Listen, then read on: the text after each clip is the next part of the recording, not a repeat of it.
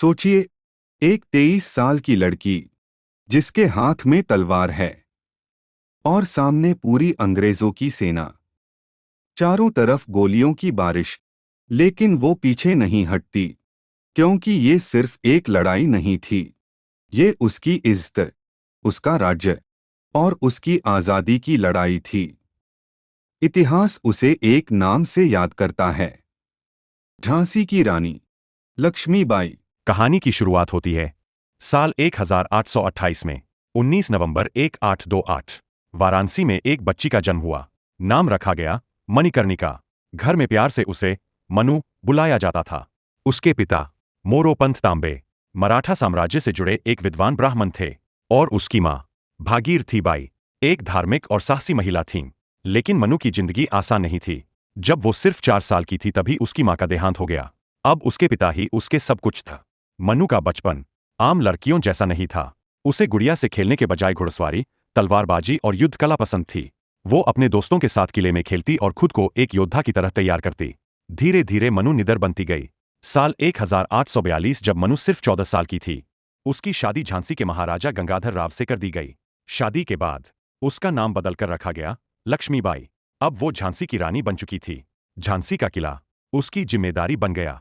वो सिर्फ रानी नहीं थी, बल्कि अपने लोगों के लिए एक संरक्षक थी। कुछ साल बाद उसे एक पुत्र हुआ, लेकिन किस्मत ने फिर साथ नहीं दिया। कुछ ही महीनों में बच्चे की मृत्यु हो गई। ये दुख बहुत बड़ा था। फिर 1853 में महाराजा गंगाधर राव की तबीयत बिगड़ने लगी। गंगाधर राव मृत्यु से पहले उन्होंने एक बच्चे को गोद लिया, जिसका नाम रखा गया दामोदर राव। लेकिन अंग्रेजों को ये मंजूर नहीं था। उस समय भारत में अंग्रेजों की नीति थी डॉक्ट्रिन ऑफ लैप्स। इस नियम के अनुसार अगर किसी राजा का अपना सगा बेटा नहीं है तो उसका राज्य अंग्रेज अपने कब्जे में ले सकते हैं। लॉर्ड डलहौजी, जो उस समय भारत का गवर्नर जनरल था, उसने झांसी को हड़पने का फैसला किया। रानी लक्ष्मीबाई को आदेश मिला, झांसी छोड़ दो, लेकिन रानी ने साफ मना कर दिया।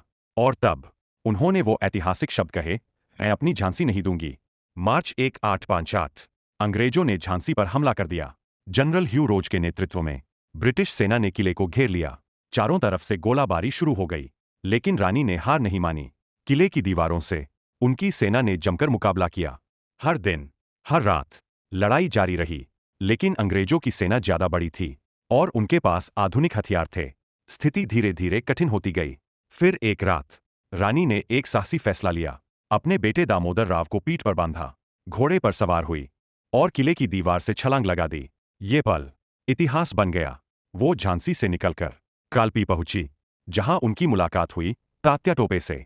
दोनों ने मिलकर अंग्रेजों के खिलाफ नई रणनीति बनाई, लेकिन कालपी की लड़ाई में उन्हें हार का सामना करना पड़ा। फिर भी रानी ने हार नहीं मानी। वो ग्वालियर की तरफ बढ़ी। ग्वालियर में उन्होंने किले पर कब्जा कर लिया। अब उनकी ताकत फिर से बढ़ गई थी, लेकिन अंग्रेज फिर आ गए। 17 जून 1858 ग्वालियर के पास कोटा की सराय में अंतिम युद्ध हुआ। पुरुषों की तरह कवच पहनकर घोड़े पर सवार होकर लड़ रही थीं। उन्होंने कई अंग्रेज सैनिकों को परास्त किया, लेकिन लड़ाई के दौरान वो गंभीर रूप से घायल हो गईं। फिर भी आखिरी सांस तक लड़ती रहीं। उनकी उम्र सिर्फ 29 साल थी, लेकिन उनका साहस